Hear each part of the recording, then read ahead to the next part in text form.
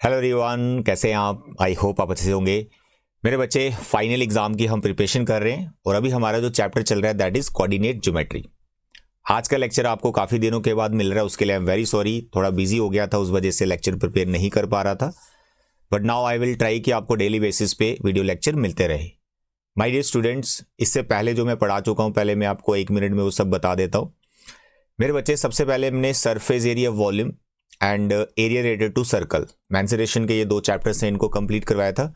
और ये दोनों चैप्टर का जो वेटेज आपके फाइनल एग्जाम में 10 मार्क्स का रहेगा।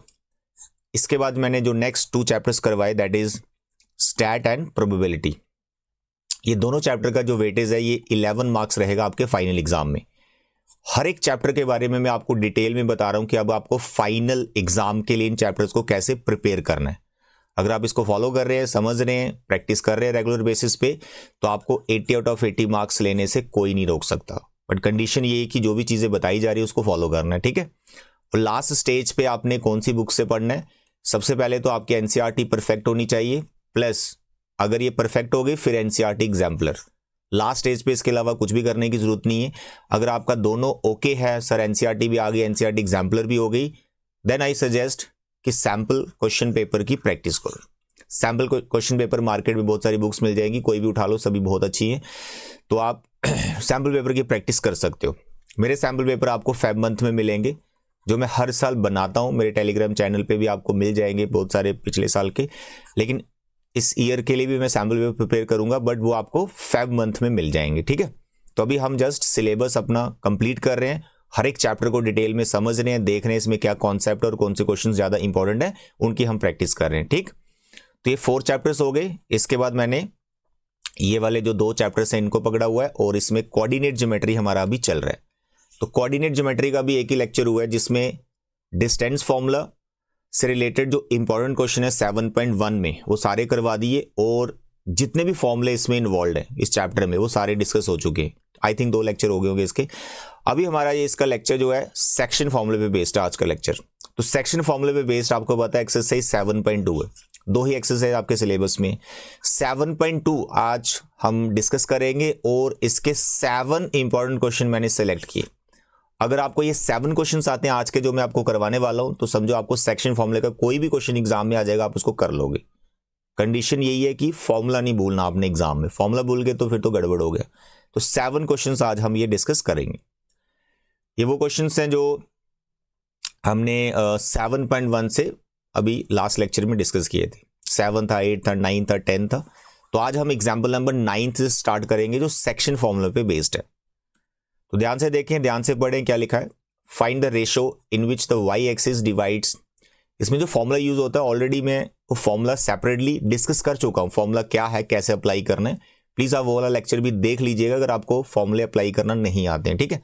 आज भी बताऊंगा, फॉर्मूले भी बताऊंगा, बट पहला लेक्चर जरूर देखना है क्योंकि उसमें सारे फॉर्मूले डिस्कस किए गए। Okay, now let's start this question. Find the ratio in which Y axis divides the line segment joining the point this and this, also find the point of intersection.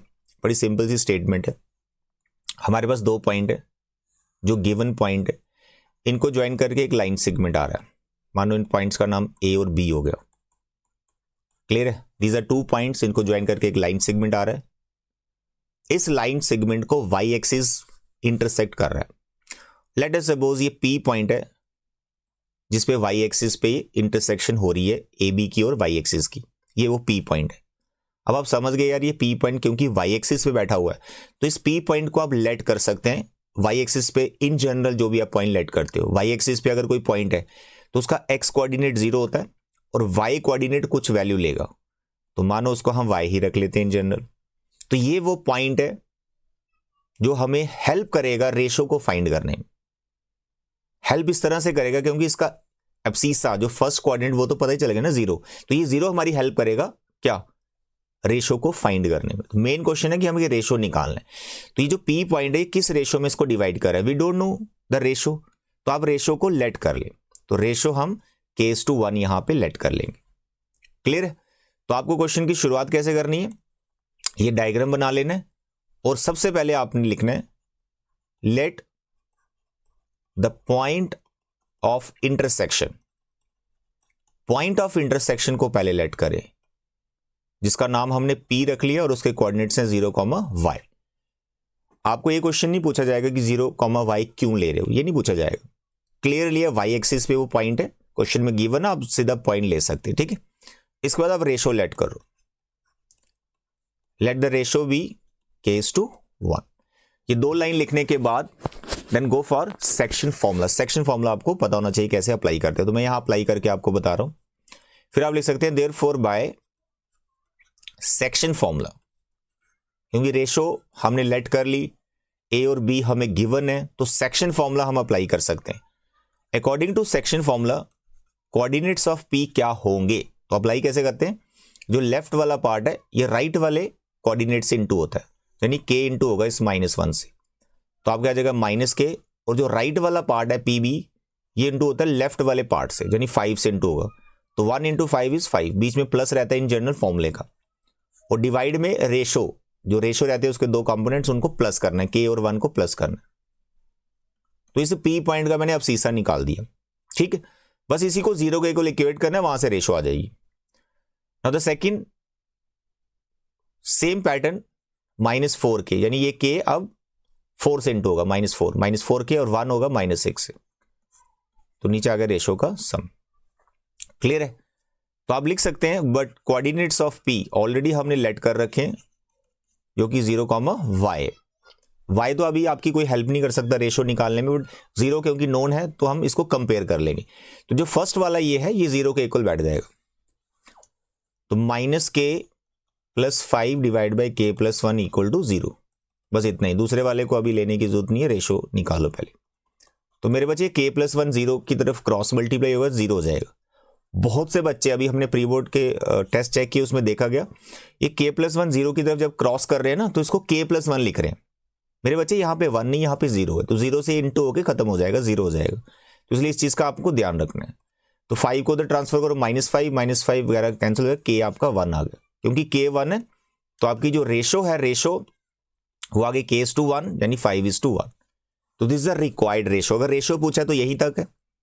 Next भी इसने question पूछा था find the point of intersection, तो ये जो k का value आप substitute कर सकते हो जो सेकंड कोऑर्डिनेट था, बट मैं आपको सजेस्ट करूंगा अगर ये k फ्रैक्शन में आता है ना, आपको कैलकुलेशन में प्रॉब्लम आता है, तो आप ऐसा करो यार, ये डायग्राम फिर से बनाओ, AB ये P बना लो और यहाँ पे रेशो लिख लो जो भी आई 5:1, और सेक्शन फॉर्मूला अप्लाई करो, P के दोनों कोऑर्डिनेट्स डायरेक्ट ही निकल जाएंगे, वेरीफाई भी हो जाएगा। A हमारा 5 - 6 और B -1 - 4। अब फिर से आप सेक्शन फॉर्मूला लगा सकते हैं इसको, coordinates of P, point of division आने वाला डायरेक्ट, देखो 5 × -1 -5, 1 × this +5, नीचे रेशो का सम 6, फिर आ गया 5 this 20, 1 × this -6 divide by 6। Simplify करें, 5 5 0, ये तो 0 हो जाएगा पहला, ये आना ही 0 चाहिए, अगर 0 नहीं आ रहा समझो आपने गलत किया कहीं, क्योंकि y एक्सिस पे पॉइंट बैठा ना ये, तो ये आ गया -26 डिवाइड बाई 6। इसको थोड़ा कैंसिल कर सकते हैं आप, 2 से कैंसिल हो रहे हैं, तो -13/2, 13/3, दैट्स ऑल। तो this is a point of division. देखो k का वैल्यू अगर आप सब्स्टिट्यूट करते हैं जो सेकंड कोऑर्डिनेट आया यहां पे, तभी आंसर आ ही जाएगा, नो प्रॉब्लम। बट कई बार क्या होता है, k क्या आता है, फ्रैक्शन में आता है, यानी k आया 5/7, ठीक है। तो जब आप ये सब्स्टिट्यूट करते हो ना इन जगह पे, कैलकुलेशन में बहुत से बच्चे मिस्टेक करते थे। तो मेरी सजेशन, यहाँ रेशो आ गया ना, एक सिंपल क्वेश्चन बना लो, फिर से सेक्शन फॉर्मूला अप्लाई कर दो, वो वाली रेशो लेके जो आपने निकाली। I hope this is clear, this is a very important question, अच्छे से कर लेना। Now the next question number 2 of exercise 7.2, you can read this question. Find the coordinates of the point of trisection of the line segment joining point this and this. Trisection का मतलब होता है कोई line segment 3 equal parts में divide हो गई। Bisect होता है 2 इक्वल पार्ट्स, ट्राइसेक्ट होता है 3 इक्वल पार्ट्स। गिवन पॉइंट्स आगे A एंड B, ये गिवन पॉइंट्स। अब इस लाइन को ट्राइसेक्ट कर दो, ट्राइसेक्ट करने के लिए 2 पॉइंट आपको मार्क करने पड़ेंगे। तो लेट अस सपोज ये एक पॉइंट हमारे पास P यहां पे आ गया और एक यहां पे Q आ गया।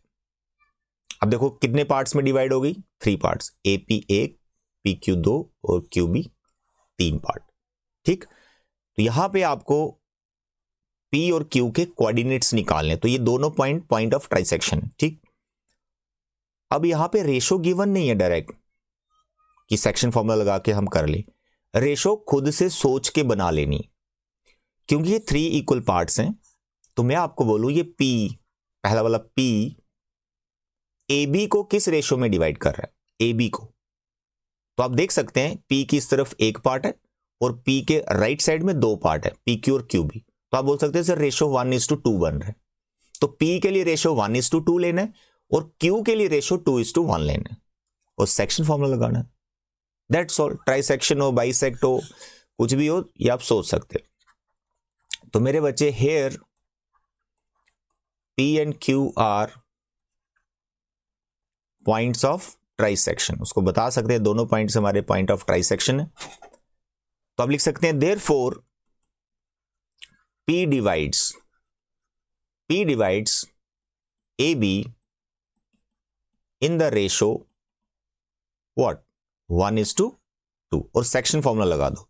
डायग्राम भी अलग से बना सकते हैं, यहां पे P ये 1:2, ठीक है, और ये A और B। तो section formula you can apply. Clear है? तो therefore by section formula coordinates of P, अब डायरेक्ट लिख सकते हैं 1 होगा -2 से, या मैं लिख देता हूं -2 -3 और A है 4 -1। 1 होगा -2 से तो आएगा -2, 2 होगा 4 से 8 और नीचे रेशो का सम 3। दूसरा वाला 1 होगा -3 से -3, 2 होगा -1 से -2, नीचे रेशो का सम 3। सिंप्लीफाई करें, 8 और 2 सिंप्लीफाई हो गए तो 6 आ गया 6/3 और दूसरा आ गया -5/3। फिर 6 3 को डिवाइड किया 2 -5/3। तो ये हो गया coordinates of P। I hope आप Q के कोऑर्डिनेट्स निकाल लेंगे, मुझे पूरा विश्वास आप निकालेंगे। और Q के कोऑर्डिनेट्स के लिए रेशो लेना 2:1। A और B पॉइंट ही रखने हैं और रेशो लेनी है 2:1, तो Q के कोऑर्डिनेट्स निकल आएंगे। ये आपने करना है, ठीक है। This is for you. Now the next question number 6। If these 4 points are the vertices of a parallelogram taken in order, find x and y। ये क्वेश्चन बहुत सिंपल और बेसिक्स है। मैंने इस क्वेश्चन को क्यों रखा है, क्योंकि बच्चों को इसमें थोड़ी सी कंफ्यूजन हो जाती है, कई बार माइंड में नहीं रहता, याद नहीं रहता क्वेश्चन कैसे करना है। मेरे बच्चे एक पैरेललोग्राम है और उसके वर्टिसेस हमें दिए हुए हैं, जैसे A B C D, ये वर्टिसेस हमें गिवन है। ये 1, 2 आ गया, B हमारा 4y आ गया, C हमारा x 6 आ गया और D हमारा 3 5 आ गया। यहां पे और कोई इंफॉर्मेशन नहीं, अब एक्स वाई निकालना है। यहां खुद आपने दिमाग लगाना है, सोचना है, याद रखना है कि यार पैरेललोग्राम के जो डायगोनल्स हैं वो आपस में बाइसेक्ट करते हैं। बाइसेक्ट यानी AC और BD का जो मिड पॉइंट होगा वो दोनों का सेम होगा। मानो ये O है, AC का भी यही मिड पॉइंट है और BD का भी यही मिड पॉइंट है। तो मिड पॉइंट फॉर्मूले से हम ये एक्स वाई की वैल्यू को निकाल लेंगे। और मिड पॉइंट फॉर्मूला क्या होता है ऑलरेडी मैं डिस्कस कर चुका हूं जब मैंने फॉर्मूले सिखाए थे। देखिए यहां पर here let ABCD with the parallelogram, और वर्टिसेस तो गिवन है, डायग्राम आपने बनाया होगा तो बेटर रहता है, कोई पॉइंट ज्यादा लिखने की जरूरत नहीं, डायग्राम में सब दिखता है टीचर को जो चेक कर रहा होता है, ठीक है। तो पहले बता दिया ये पैरेललोग्राम है, तो आप बोल सकते हैं therefore mid point of AC is equal to mid point of BD, कि भाई जो डायगोनल AC का मिड पॉइंट होगा वही BD डायगोनल का मिड पॉइंट होगा। रीजन डाल सकते हैं आप, दे सकते हैं reason, diagonals of parallelogram bisect each other, that's all. बस ये रीजन डाल के छोड़ देना। अब आप AC का मिड पॉइंट बताओ मेरे को। सर वो कैसे निकालें? भाई A और C के कोऑर्डिनेट्स गिवन है आपको, A और C के कोऑर्डिनेट्स हमें दिख रहे हैं, ये A के और ये C के, तो आपने मिड पॉइंट फॉर्मूला लगाना है। तो पहला प्लस हो जाता है डिवाइड बाई 2, कॉमा, फिर दूसरा 2 and 6 प्लस हो जाता है डिवाइड बाई 2। उसके बाद ऐसे BD का मिड पॉइंट लिखें 3 + 4 डिवाइड बाई 2 और 5 + y। क्वेश्चन बहुत सिंपल है बट ये भूल जाते हैं, इसलिए मैंने रखा है कि इसको कर लेना, कोई पता नहीं 2 नंबर में आ जाएगा आपको। अब ये पहला वाला आप फर्स्ट के इक्वल रख लें, जैसे 1 + x है डिवाइड बाई 2, तो ये दूसरे के फर्स्ट के इक्वल आ जाएगा, इसके इक्वल आ जाएगा 7/2 है वो, डायरेक्ट आप ऐसे लिख सकते हैं। और जो दूसरा वाला कोऑर्डिनेट है 2 + 6 यानी 8 डिवाइड बाई 2, वो इसके सेकंड वाले के equal y 5 + y/2। That's all. Simplify करें, ये 2 कैंसिल हो गया, 1 को उधर ट्रांसफर करें तो x का वैल्यू 6 आ गया, और यहां से भी 2 कैंसिल, 5 को इधर ट्रांसफर करें तो y का वैल्यू 3 आ गया। x और y हमको फाइंड करना था, कर लिया। फर्दर कोई क्वेश्चन पूछा हो तो दैट यू कैन डू। इसके बाद ये वाला क्वेश्चन मैंने सिलेक्ट किया है। इस सर्कल पढ़कर, सेंटर देखकर बच्चा सोचता है सर्कल चैप्टर से आ गया, ऐसा नहीं, ध्यान से पढ़ो, कोऑर्डिनेट्स गिवन है तो ये हमारा कोऑर्डिनेट ज्योमेट्री का ही क्वेश्चन है, और इसमें भी मिड पॉइंट फॉर्मूला की हेल्प करेगा। ये भी बेसिक 2 मार्क्स में आ सकता है। देयर इज अ सर्कल, कह रहा है find the coordinates of point A where A B is a diameter. तो डायमीटर बना दीजिए। जैसे आपने डायमीटर सुना, डायमीटर सेंटर से पास करता है, तो ओ मिड पॉइंट हो गया इस डायमीटर का। ए के कोऑर्डिनेट्स को हमको फाइंड करना है, तो उसके हमने एक्स वाई लेट कर लिए। क्या बी के हमें पता है? यस, बी के हमारे 1 4 है, और सेंटर के कोऑर्डिनेट्स हमें पता है 2 - 3। तो यहां पे मिड पॉइंट हमें गिवन है। पिछले क्वेश्चन में मिड पॉइंट को फाइंड किया, यहां मिड पॉइंट गिवन है, और एक एंड पॉइंट हमारा मिस हो गया लाइन सेगमेंट का। कैसा भी हो, मिड पॉइंट फॉर्मूला लगाओ, आ जाएगा वैल्यू। तो आप बोल सकते हैं here centre O is mid point of diameter A B. जो ओ है वो डायमीटर ए बी का मिड पॉइंट होगा। अब क्योंकि मिड पॉइंट होगा तो मिड पॉइंट फॉर्मूला लगाओ। क्या कहता है mid point formula? Sir x + 1, x + 1, इसका पहला डिवाइड बाई 2, फिर इसका सेकंड डिवाइड बाई 2। तो ये मिड पॉइंट मैंने निकाल लिया ए बी का, जो कि ऑलरेडी हमें पता है 2 - 3। अब इनको कंपेयर कर दीजिए जैसे अभी किया। तो बिल्कुल बेसिक सा है, क्वेश्चन से डरना नहीं। y + 4/2 is -3। अब क्रॉस मल्टीप्लाई करें, यहां पे 4 हो गया तो x हमारा 3 आ गया। फिर y + 4 उधर गया, 3 2 = 6, y आ गया -10। तो भाई ये हमारे x और y आ गए, यही हमारे a के कोऑर्डिनेट्स है। बेसिक सा क्वेश्चन है, रखा इसलिए सेंटर सर्कल ऐसा देख के बच्चे भूल जाते हैं करना कैसे, तो एक बार रिवीजन कर लीजिए इसका। Now the next 8th question, very interesting। इसमें रेशो का प्रॉब्लम है। अब प्रॉब्लम क्या है? यहां लिखा है 3/7। तो बहुत से बच्चों को देखा गया है रेशो 3/7 लेके सेक्शन फॉर्मूला लगाते हैं और क्वेश्चन करके आ जाते हैं। मेरे बच्चे रेशो को समझना भी है कि रेशो किस किस के बीच में दिया हुआ है। ठीक है, तो पहले क्वेश्चन देखें। ए और बी हमारे ये 2 पॉइंट्स हैं। Find the coordinates of P such that AP 3/7 AB and P lies on the line segment AB। तो सबसे पहले यार अब लास्ट लाइन जो पढ़ी हमने उसके अकॉर्डिंग हम ऐसे लिखें, AB एक लाइन सेगमेंट और P उसके ऊपर लाई कर रहा है। डायग्राम तो ये बनेगा। अब रेशो देखो ना, ये वाला रेशो किस किस के बीच में दिया हुआ है। AP दिया है 3/7 ऑफ AB। तो अगर मैं AB को इसके नीचे ले आऊं तो आप समझ पाएंगे ये रेशो AP और AB के बीच में। तो आप जो 10th क्लास पे पढ़ते हो, P यहां कहीं बीच में होता है और रेशो 2 पार्ट के बीच में होता है, यानी AP और PB के बीच में रेशो चाहिए आपको। You are in 10th class, तो AP और PB के बीच में रेशो चाहिए। लेकिन यहां AP और PB के बीच में रेशो गिवन नहीं है, इसलिए क्वेश्चन बड़ा ट्रिकी टाइप या इंपॉर्टेंट बन जाता है। तो AP और PB का रेशो आपको खुद फ्रेम करना पड़ेगा, खुद ढूंढना पड़ेगा। डायरेक्ट भी मिल जाएगा, कैलकुलेशन से भी कर सकते हैं। ठीक है, तो यहां पर AB का कोई रोल नहीं, तो AB का कोई रोल नहीं है, PB चाहिए, तो AB को लिख लो AP + PB, तो कैलकुलेशन से रेशो बन जाएगा। नहीं तो डायरेक्ट भी पता चल रहा है। देखो AP AB का रेशो 3/7 है। इसको आप ऐसे समझो कि AB अगर 7 है तो AP के हिस्से 3 पार्ट आए, तो फिर जो PB के हिस्से वो कितने पार्ट आए? 4 हिस्से आए। तो भाई इससे आप डायरेक्ट भी लिख सकते हैं सर AP और PB का जो रेशो होगा वो 3:4 होगा। ये हो गया डायरेक्ट, लिख दो, कोई मार्क्स नहीं कटेंगे। लेकिन अगर कैलकुलेशन से बनाना है रेशो तो ऐसे बनाओ, AP और ये AB को ब्रेक करो AP + PB में, और ये आ गया 3/7।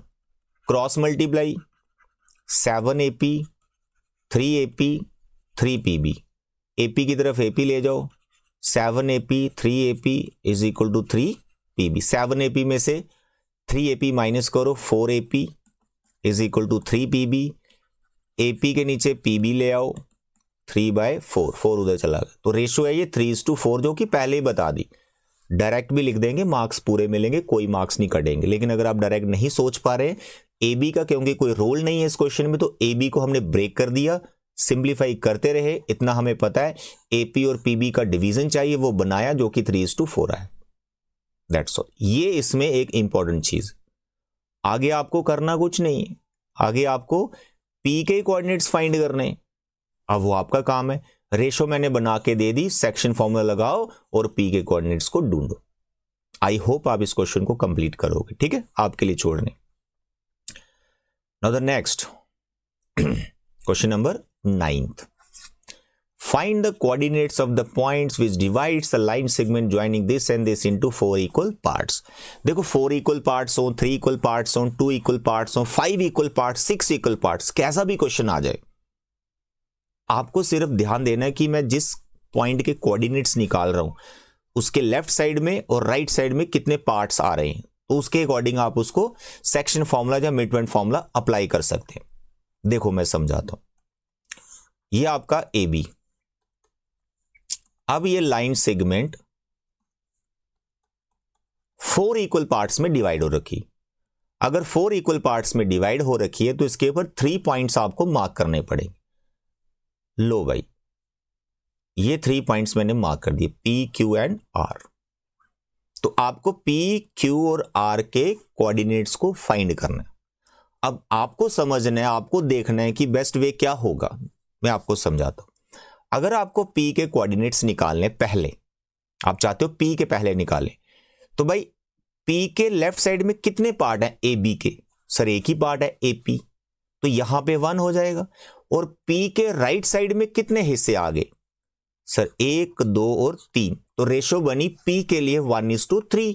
सेक्शन फॉर्मूला लगाओ, 1:3 रेशो लेकर A और B तो दिख रहा है। अगर आप Q के बारे में सोचते हो तो Q के लेफ्ट में 2 है और राइट के लेफ्ट में भी 2 है, क्योंकि Q हो गया मिड पॉइंट। अब मिड पॉइंट लगा के Q निकल जाएगा। अगर R निकालना है तो R 3:1 से निकल जाएगा। But my suggestion, you start this question from Q। पहले Q के कोऑर्डिनेट्स निकालो। 1:3 या 3:1 में जाने की आपको जरूरत नहीं पड़ेगी। हर बार आप सिंपल मिड पॉइंट फॉर्मूला लगा रहे होंगे, क्योंकि Q मिड पॉइंट है AB का और P मिड पॉइंट है AQ का, R मिड पॉइंट है QB का।